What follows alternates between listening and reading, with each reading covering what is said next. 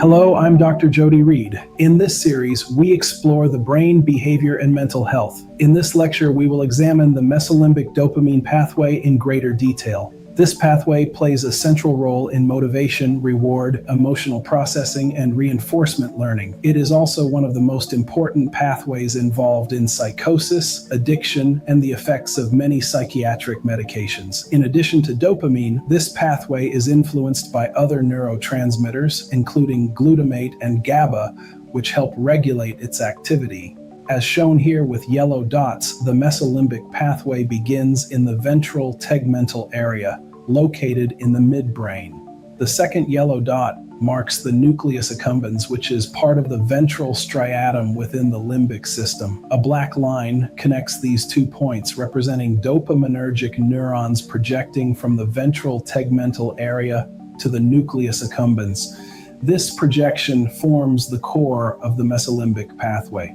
Additional projections from the ventral tegmental area also reach other limbic structures, including the amygdala, hippocampus, and parts of the medial prefrontal cortex. These connections allow the mesolimbic system to influence emotion, memory, and behavior. The mesolimbic pathway is often described as the brain's reward system, but its function is more complex. Dopamine release in this pathway does not simply create pleasure. Instead, dopamine signals salience, meaning that something is important, novel, or worth attention. This helps the brain decide what to approach, what to avoid, and what to remember. When dopamine is released from the ventral tegmental area into the nucleus accumbens, the brain strengthens the connection between an action and its outcome.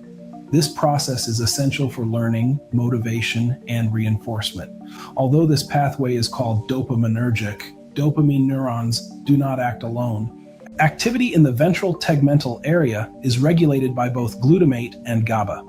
Glutamate provides excitatory input to dopamine neurons. When glutamatergic signals increase, dopamine release in the mesolimbic pathway increases. GABA provides inhibitory input. When GABA activity increases, dopamine neurons are suppressed, and dopamine release decreases. This balance between excitation and inhibition helps keep the system stable. Disruption of this balance may lead to abnormal dopamine signaling. Dopamine released in the nucleus accumbens acts on specific dopamine receptors. The most important receptors in this pathway are D1-like receptors and D2-like receptors. D1 receptors generally increase neuronal activity. D2 receptors tend to decrease neuronal activity. The balance between these receptor systems helps regulate motivation, reward processing, and behavioral responses. Many antipsychotic medications work by blocking D2 receptors, which reduces excessive dopamine signaling. This reduction can help control psychotic symptoms.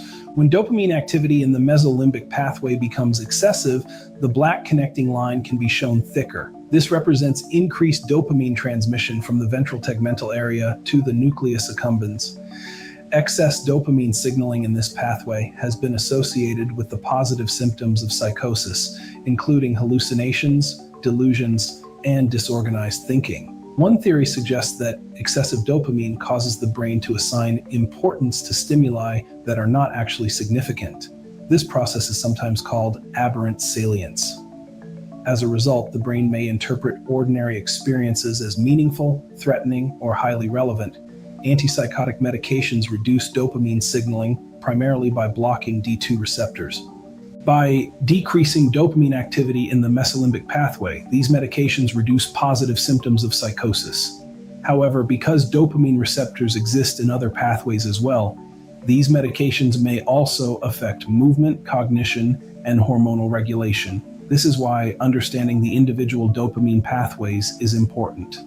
The mesolimbic pathway is also central to addiction. Many addictive substances increase dopamine release in the nucleus accumbens. These include stimulants, opioids, nicotine, and alcohol. Repeated stimulation of this pathway strengthens reward associations. Over time, the brain becomes less responsive to natural rewards and more responsive to substance-related cues. This change contributes to craving, dependence, and compulsive behavior. The mesolimbic pathway connects emotion, motivation, and behavior. Overactivity in this pathway is associated with psychosis. Excess stimulation contributes to addiction. Reduction of dopamine in this pathway is the primary target of many antipsychotic medications. Because this pathway interacts with glutamate, GABA, and dopamine receptors, it is one of the most complex regulatory systems in the brain. Understanding this pathway helps explain both normal motivation and severe psychiatric illness. The mesolimbic pathway is not simply a pleasure circuit. It is a system that determines what the brain considers important. When balanced, it supports learning and adaptive behavior. When dysregulated, it may produce psychosis, addiction, or abnormal emotional responses. Understanding this pathway is essential for understanding how the brain assigns meaning to experience. If you're finding these lectures helpful, please like and subscribe to Read Matrix and share your thoughts or questions in the comments section.